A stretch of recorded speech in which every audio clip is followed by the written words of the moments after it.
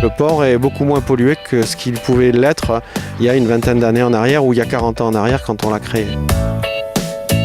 Il y a quand même des progrès, notamment dans la conservation des espèces.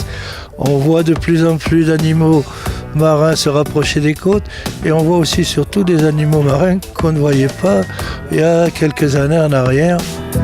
Auparavant, les ports essayaient de maintenir un niveau de qualité environnementale élevé, mais il n'y avait pas de trame pour le faire.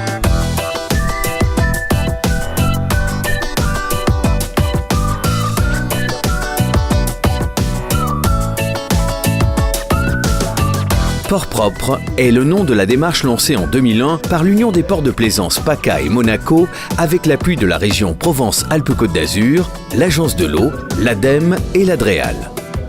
De nombreux ports adhèrent rapidement au projet porté par l'UPACA qui les encadre et les accompagne tout au long de leur parcours. Notre volonté de management environnemental s'est vraiment développée dans les années 2005 où on a fait réaliser un diagnostic environnemental du port en symbiose avec la municipalité qu'on a complètement impliquée.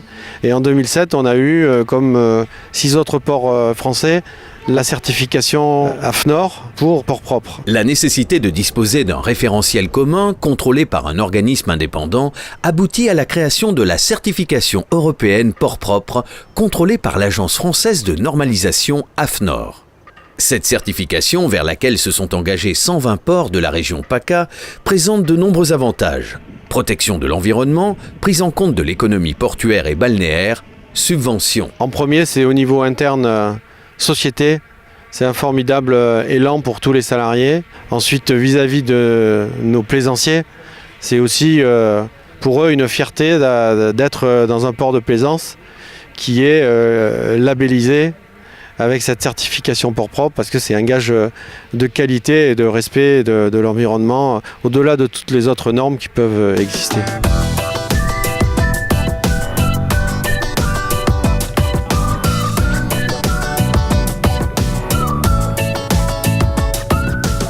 Le programme de la certification européenne port propre s'organise en 5 volets. Études diagnostiques, équipements techniques pour limiter les pollutions récurrentes, équipements en cas de pollutions accidentelles, formation et signalétique. Ça nous a permis d'obtenir un certain niveau en termes de gestion environnementale du port. On a des équipements maintenant qui sont à niveau, avec par exemple un point propre qui est hyper fonctionnel au niveau du port, qui est bien connu autant des usagers classiques que des usagers professionnels. Nous avons mis en place un certain nombre d'équipements, notamment la pompe d'aspiration au grisot noir. Nous avons vérifié que la station d'avitaillement était bien certifiée ICPE, installation classée pour l'environnement. Nous avons une aire de carénage qui a été aménagée de manière à récupérer les effluents toxiques pour éviter des pollutions, des rejets en mer. Nous travaillons sur le fait d'utiliser des produits à base de végétaux. Donc pour limiter l'impact de ces produits-là sur le milieu marin.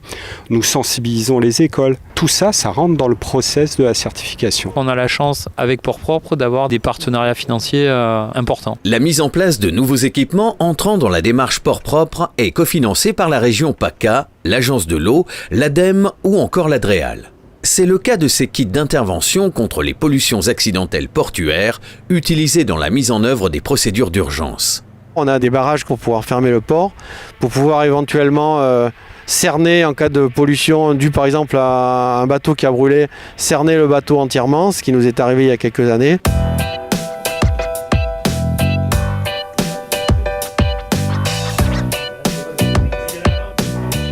Si c'est une pollution plus limitée, ils savent les types de produits à utiliser.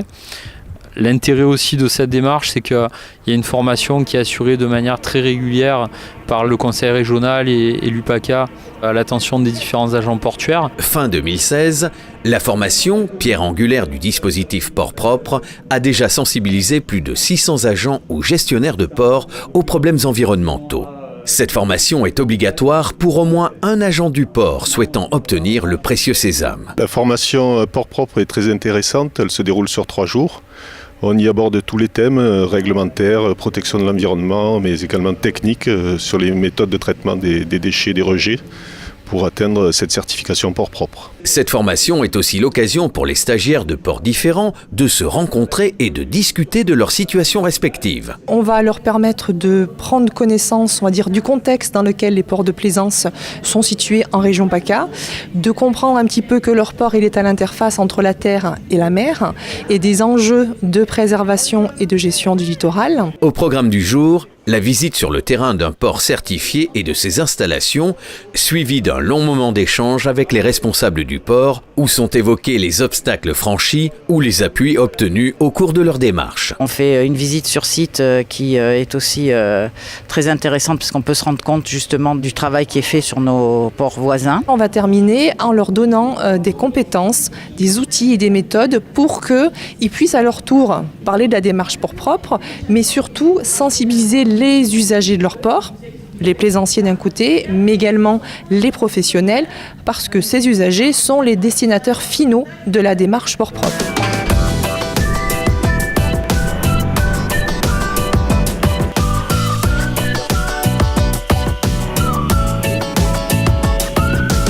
L'Union des ports de plaisance PACA et Monaco dirige les ports vers une gestion environnementale, mais aussi économique et sociale. Nous sommes très satisfaits de cette démarche qui s'inscrit vraiment dans une idée de développement durable avec une protection de l'environnement, mais également une très bonne adaptation à l'outil portuaire, ce qui nous permet de le mettre en valeur et de motiver nos équipes autour d'un projet fédérateur. L'UPACA et la région Provence-Alpes-Côte d'Azur ont ainsi élaboré en 2015 une charte de développement durable avec pour objectif de repositionner le port comme outil stratégique d'aménagement du territoire et de développement économique. On a été un des premiers ports à signer cette charte et le gros intérêt de cette charte, c'est au sein du port, entre tous les acteurs économiques du port, il y a une symbiose aussi qui s'est créée, qui n'existait pas avant grâce à cette charte. La formation a transmis aux agents portuaires des outils et des méthodes destinés à sensibiliser l'ensemble des usagers du port de plaisance. L'éducation aux plaisanciers,